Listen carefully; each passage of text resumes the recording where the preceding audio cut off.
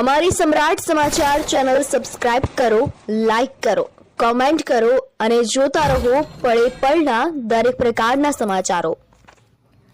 તળાજા તાલુકાના વાટલિયા ગામ નજીક અકસ્માત સર્જાતા 2 વ્યક્તિને નાની મોટી ઈજાઓ થતા હોસ્પિટલ ખસેડવામાં આવ્યા।